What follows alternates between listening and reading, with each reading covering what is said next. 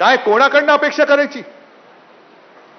महाराष्ट्राच्या विधानसभेचा अध्यक्ष ज्याला मराठी नीट वाचता येत नाही, तो महाराष्ट्राचा कारभार करतोय, तो शिवसेनेच्या बाबतीत भवितव्याचा निर्णय देतोय आणि आम्ही गपगुमान त्या खुर्चीचा आदेश म्हणून मानतोय. ह्याच्यासारखं दुर्दैव दुसरं कोणतं नाहीये. मुख्यमंत्र्यांना अजून ते कळलंय पण पचत नाहीये आणि काही वेळेला असं होतं सहनही होत नाही आणि सांगता येत नाही. तशी मुख्यमंत्र्यांची परिस्थिती झाली. सहनच होत नाहीये पण करू काय? कारण स्वतःच्या ताकदीवरती मुख्यमंत्री नाही झाले. वरच्याच्या उपरवाली की मर्जी, उपरवाली की मेहरबानी. जसं आपण सगळे साईबाबांच्या चरणी लीन होतो तसे दिल्लीश्वरांच्या चरणी लीन होतात. तेच त्यांचे सगळे मायबाप. मायबाप जी हुजूर, जब तक आप कहोगे तब तक मैं बैठा रहूंगा. आप बोलेंगे उठ तो मैं उठूंगा. आप बोलेंगे लोळ तो मैं लोळूंगा. हे मुख्यमंत्र्यांचं दुःख आहे. करणार काय? पण आज एकाने आणखीन चांगला प्रश्न मला विचारला की शिवसेनेला पुनर्बांधणीची गरज आहे का? म्हटलं शिवसेनेला नाही, गरज आहे पुनर्बांधणीची जी भाजपला आहे.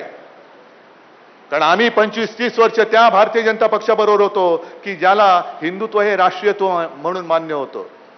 ज्याला जसं इकडे माझा मुस्लिम मावळा तो बघा,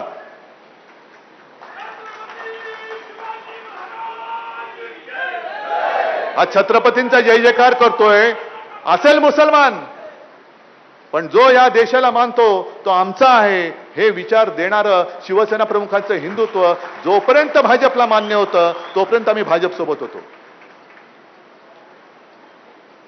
आज जेवढ्या भाजपच्या कार्यकर्त्यांनी घरादारावरती निखारे ठेवून भाजप भाजप भाजप म्हणून पुनर्बांधणी केली, ते सगळेच्या सगळे या गद्दारांच्या पायाखाली लोळतायत, त्यांच्या चटया उचलतायत.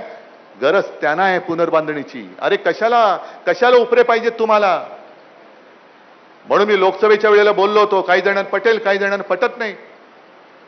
या भाजपला राजकारणामध्ये पोरं होत नाही म्हणून तुम्ही आमची पोरं पळवताय, त्याला माझा काही दोष आहे? तुम्ही पक्षाची बांधणीच केली नाही. इकडे बघा ना, एक खासदार गेला, अरे जाऊ दे ना, आम्ही दुसरा आणतो निवडून. किती न्याल तुम्ही नेऊन किती पळवाल? कारण आमच्या पक्षाची बांधणी ही पैशावरती झालेली नाहीये, उपऱ्या लोकांवरती झालेली नाहीये. आमच्या पक्षाची बांधणी ही हिंदू हृदय सम्राट शिवसेना प्रमुखांनी स्वाभिमान आणि जो एक मराठी अस्मितेचा धागा दिलाय त्याच्या बांधणीतून झालेली बांधणी आहे. हा भाजप आणि आपल्यातला फरक आहे. भाजपला पुनर्बांधणीची गरज आहे